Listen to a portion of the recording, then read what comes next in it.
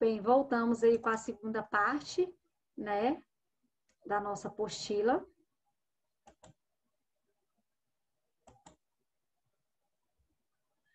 Bom, a gente vai começar agora o capítulo 2, né, que é do sigilo profissional, tá? O artigo 81, ele fala o seguinte, que você não pode revelar nenhuma informação que seja confidencial, né, em relação à sua profissão para outras pessoas. Você está obrigada aí ao sigilo, tá bom? O artigo 82, manter segredo sobre o fato sigiloso, né? Você atender um paciente ali que ele é portador de uma doença, mas isso é sigiloso, né? Qualquer informação do paciente, ela é sigilosa, tá? Então, você descobriu ali que o seu vizinho é portador de HIV. Você jamais pode contar lá para os outros vizinhos que aquele paciente, seu vizinho que você atendeu lá no seu emprego, que ele é portador de HIV. Por quê? Porque é falta de ética, né? Você descobriu aquele segredo em razão da sua profissão, tá? Então, você não pode jamais repassar ali informações confidenciais sobre qualquer fato sigiloso, né, que você teve aí conhecimento, tá? Deixa eu ver isso aqui.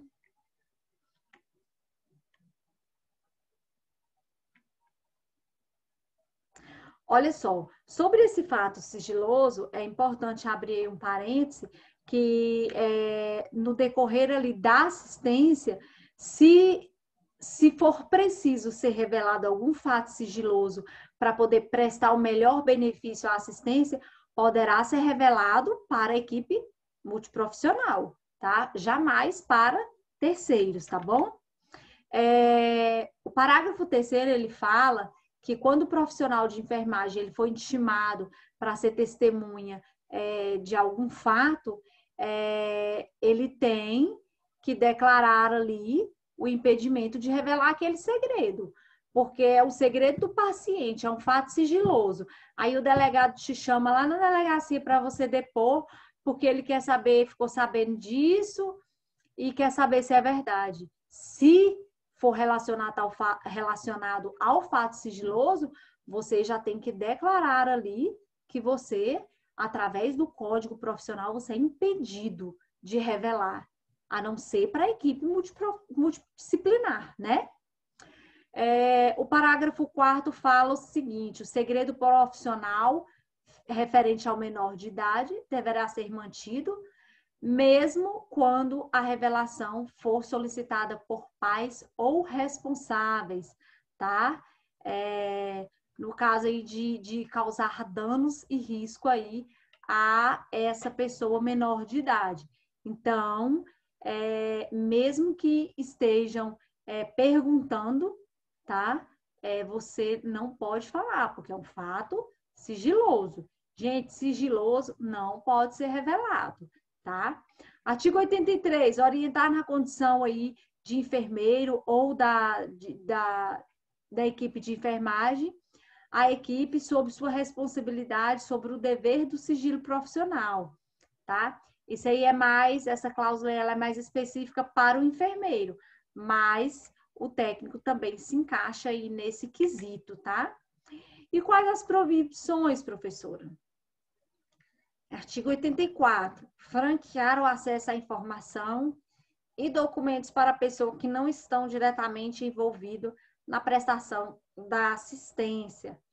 Por exemplo, o paciente teve alta, o prontuário dele tá lá bonitinho, anotadinho, guardado, né? Aí na próxima semana vem um sobrinho dele aqui e fala assim, não, porque eu quero ver o prontuário do meu tio, porque eu quero ver o que foi feito, e não sei o quê, e vem com uma conversinha para você. Você pode fornecer o prontuário para ele? Não, jamais. Apenas por ordem judicial, tá? Então, você não pode repassar informações para outras pessoas que não sejam ali da sua equipe, tá? E para o sobrinho ou para qualquer outra pessoa que vier perguntar, também você está proibido, tá? Artigo 85, divulgar ou fazer referência a casos, situações ou fatos de forma que os envolvidos possam ser identificados. Vou dar um exemplo aqui para vocês bem legal. Olha só, lá no quarto 85, né? Vamos colocar o quarto, mesmo número do artigo. Lá no quarto 85, tem um paciente que ele está com coronavírus, né? Tá lá isolado. Aí você vai se referir ao paciente, você não vai se referir ao paciente pelo nome, você vai falar assim, não, é o paciente lá do coronavírus, né? Então, você não pode fazer esse tipo de referência, tá? Ou paciente soro positivo, você não pode fazer esse tipo de referência identificando o paciente dessa forma. O paciente, gente, ele tem que ser chamado pelo nome, tá bom? Responsabilidades e deveres. Resguardar os princípios da honestidade, veracidade e fidedignidade do conteúdo e na forma publicitária. Então, gente, se vocês trabalhar baseado no código de enfermagem, no código de ética de enfermagem, trabalhar com honestidade, com verdade, você vai ter sucesso, tá? Olha só, como sempre um artigo, ele sempre está complementando o outro, ou muitas vezes até repetindo o que o outro falou, né? Artigo 106, zelar pelos preceitos éticos e legais na profissão. Olha só que importante. Além de você respeitar, ter ética, desenvolver sua função ali com responsabilidade, você tem que zelar, né? Por esses preceitos éticos e legais da profissão. Então, como que você zela desses preceitos? Da ética, do código profissional, como que você zela? Obedecendo, né? E dando o exemplo aí para os demais. E quais as proibições? Divulgar informações que não sejam verdadeiras sobre qualquer assunto que se refere à sua profissão, tá? Inserir imagens ou informações que possam identificar pessoas e instituições sem sua prévia autorização. Você pode fazer um panfleto, tirar foto dos pacientes, botar um panfleto e distribuir na rua? Nunca, jamais. Isso cabe processo, né? O direito de imagem. Então, nunca façam isso, tá? Normalmente, quando o hospital vai fazer alguma campanha, ele sempre pede autorização, quando o hospital vai fazer alguma campanha que mostre rostos de pessoas, seja de funcionários ou de pacientes, eles sempre pedem autorização por escrito, tá, gente? Palavras se perdem ao vento, tá? E se tiver carimbado e assinado que autoriza, ele pode reclamar lá na frente que não vai acontecer nada, né? Então, nunca, jamais utilizem da imagem ou qualquer outro tipo de informações que vai identificar ali aquela pessoa sem sua prévia autorização, tá? Omitir em proveito próprio referência a pessoas ou instituições. Anunciar a prestação de serviço gratuito ou propor honorário que caracterizem concorrência desleal, né? O seu parceiro, ele fez uma proposta ali para aquele hospital de trabalhar lá por R$2.000. E você foi lá e falou assim, não, eu vou trabalhar por 500. Seu parceiro tem chance? Não, né? Então, nunca podemos agir com deslealdade para poder prejudicar terceiros. Das infrações e penalidades.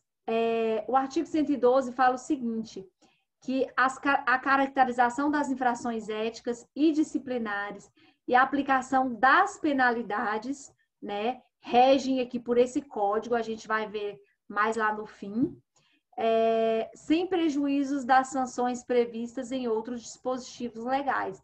Então, qualquer ato infracional que você cometer vai estar disposto bem aqui nesse código. Lá nos slides finais, vocês vão ver as penalidades, tá? O artigo 113 considera infração ética ação ou conivência que impliquem algum tipo de obediência ou inobservância do Código de Ética. Então, qualquer ação que você fizer que implique em desobediência, você vai ser penalizado, né? Artigo 114. Infração disciplinar, inobservância das normas do Conselho Federal e Regional de Enfermagem, né? Então, você vai estar cometendo uma infração disciplinar se você não obedecer às normas do Conselho, tanto do COFEM, que é o Conselho Federal, quanto do COREM, que é o Conselho Regional. Artigo 115. Quem vai responder aí por essa infração, né? Responde aí pela infração a quem cometer ou concorrer para a sua prática. Então, você não, vamos colocar outro exemplo aí. A sua colega de trabalho, ela cometeu uma infração. Quem vai responder pela infração? É você? Não, é ela. Não foi ela que cometeu? Né? Artigo 116. A gravidade da infração é caracterizada por meio da análise dos fatos, dos danos e das suas consequências. Obviamente, se você cometeu uma infração leve, a sua penalidade vai ser leve. Agora, se você cometeu uma infração muito grave, que causou ali o óbito do paciente, obviamente você vai ser penalizado de forma grave, tá? A infração é apurada em processo instaurado e conduzido nos termos do processo de ética, tá? Então, se você cometeu alguma infração, você vai ser denunciado lá no conselho e ele vai instaurar ali um processo disciplinar para poder apurar se realmente houve infração, se foi você ou se foi seu colega, se foi grave, se foi leve, né? Então, quem vai fazer isso é o conselho, tá? Artigo 118, das penalidades a serem impostas pelos conselhos regional e federal, tá? Quais são as penalidades? Olha, pessoal, temos aí 5 tipos de penalidade. Advertência verbal, né? O administrador ali, o coordenador vai conversar com aquela pessoa que cometeu o ato infracional na presença de 2 testemunhas, né? Lembra que eu falei agora há pouco que palavras se perdem ao vento? Mas a advertência verbal, ela vai ter testemunhas, tá? Então, não vão se perder, tá? A segunda penalidade é a multa, tá?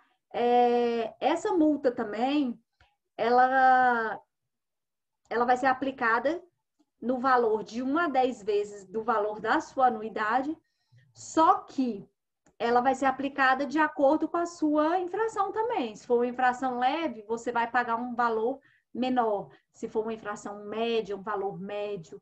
Uma infração grave, um valor mais elevado, tá? Censura, né? O que é censura? Consiste em repreensão que será divulgada nas publicações oficiais dos conselhos e jornais de grande circulação. Suspensão do exercício profissional. Essa é difícil, né? Você vai ser suspenso de acordo com a sua infração até 29 dias. Não pode ser superior do que 29 dias. Então, se você cometeu uma infração leve, você pode ser suspenso de 1 a 2 semanas. Uma infração mais grave é até 29 dias, tá? E temos aí, por fim, a última infração, que é a cassação do direito ao exercício profissional. Normalmente, gente, a cassação é uma infração muito grave, que esse tipo de infração é quando causa o óbito do paciente ou causa algum dano maior, tá? Então, essa aí é a última instância das penalidades. Olha só, as penalidades referentes à advertência verbal, multa, censura, suspensão, são competência do Conselho Regional. Já a cassação aí definitiva do diploma é o COFEN, tá? Que é o Conselho Federal de Enfermagem, tá bom? Eu acabei de falar isso para vocês. Para poder aplicar aí a penalidade, eles vão analisar todos os fatos, né? Lembra que eu falei para vocês que vai abrir um processo disciplinar para poder saber se realmente foi você, se a infração foi grave, foi média, foi leve. Então, eles vão analisar, tá? Isso aí. Por exemplo, olha aí, ó.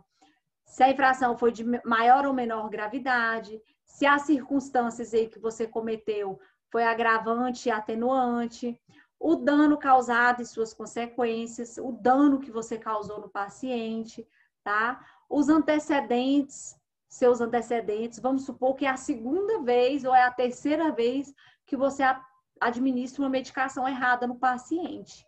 Aí já é muita falta de atenção, né, pessoal? Então, o conselho, ele analisa todos esses detalhes para poder aplicar aí as penalidades, para eles não serem injustos, tá? Artigo 121, as infrações serão consideradas leves, grave ou gravíssima, tá? Vai depender do que foi que aconteceu, tá bom? Cada caso é um caso. São consideradas infração leve. Olha só, isso é muito importante, viu, pessoal? Infrações leves que ofendem a integridade física, mental ou moral de qualquer pessoa, tá? Infrações graves, as que provoquem perigo de vida, debilidade temporária de algum dos membros, né, dos braços ou perna, sentido ou função. Pode ser também aí que causa algum dano patrimonial, financeiro no paciente. Então, isso aí é considerado infração grave. E as infrações gravíssimas, as que provoquem morte, tá? Que provoquem aí uma deformidade permanente. Por exemplo, o paciente teve que amputar um braço por causa de um procedimento errado que você fez, tá? Então, qualquer coisa que for irremediável, né, no caso de amputação de membro ou da morte, é infração gravíssima. Este tipo de infração, ele costuma ser penalizado com a cassação do registro, tá bom? Artigo 122. O que é considerado aí circunstância atenuante para esses procedimentos, né, de infração? Você acabou de acontecer aquele procedimento, você viu que teve alguma coisa errada, você já vai lá, procura ali a tentar diminuir aquelas consequências, né? Já comunica ali imediatamente para o seu superior para poder ver se tem alguma coisa que possa ser feita para poder diminuir ali o que aconteceu. Ter bons antecedentes. Não, foi a primeira vez que aconteceu isso comigo, eu não sei o que foi, acho que a medicação estava trocada ou algum outro motivo. Então, se você foi a primeira vez também, vai ser um detalhe que o conselho ele vai analisar, tá? Realizar algum tipo de ato aí sobre coação ou intimidação. Não, eu fui obrigada, eu fui intimidada, eu fui levado a fazer aquele procedimento, né? Realizar atos sobre emprego real de força física, eu fui obrigado, tá? Ter confessado espontaneamente a autoria da infração. Então, todos esses incisos aí, eles são atenuantes na hora da aplicação da penalidade. O conselho, ele leva tudo isso em consideração, tá? O artigo 123. E o que é a circunstância agravante? Aconteceu mais de uma vez? Você foi reincidente? Né? Já é uma circunstância agravante, tá? Causar danos irreparáveis, né? A sua infração causou danos irremediável ao paciente. Cometer a infração porque você quis, dolosamente, né? Não, eu fiz porque eu quis, porque esse paciente é muito enjoado, porque eu não gosto dele, ou por algum outro motivo, né? Cometer a infração por motivo fútil, né, por causa de bobeira. Facilitar ou assegurar a execução, a ocultação, a impunidade ou a vantagem de outra informação. Então, tudo isso são condições agravantes, tá? Para ser levado em conta na hora de registrar a sua penalidade, tá? Aproveitar-se da fragilidade da vítima também é um agravante. Cometer infração com abuso de autoridade, tá? Ter maus antecedentes profissionais, tipo assim, você é aquele técnico que dá problema em todo local que você vai trabalhar. Todo hospital, toda ala, toda unidade tem reclamação sua, né? Então, já é um agravante a mais. Por isso que o conselho ele instaura um processo disciplinar para poder verificar tudo isso e não ser injusto com nenhum profissional, tá? Da aplicação e das penalidades. Essas penalidades, gente, elas só podem ser aplicadas aí quando houver infração de um ou mais artigos, tá? O artigo 125 é que fala aí que a pena de advertência verbal é aplicável nos casos de infração do que está estabelecido em todos esses artigos aí. Eu não vou ler para vocês para não ficar cansativo, tá bom? O artigo 126 fala aí sobre a aplicação das multas, que é prevista aí nesses artigos. Artigo 127, que é a pena de censura, vai ser aplicada aí em alguns casos que estão estabelecidos nesses outros artigos, que eu não vou ler também para não ficar cansativo, tá? No artigo 128, que é a pena de suspensão do exercício profissional, é aplicada em alguns casos também, que está estabelecido nesses artigos aí, tá? Então, um exemplo aí que eu vou dar para vocês, que eu acabei de falar, pode ser uma administração de medicação errada, que esse paciente teve algum agravante, mas que não foi a óbito, tá?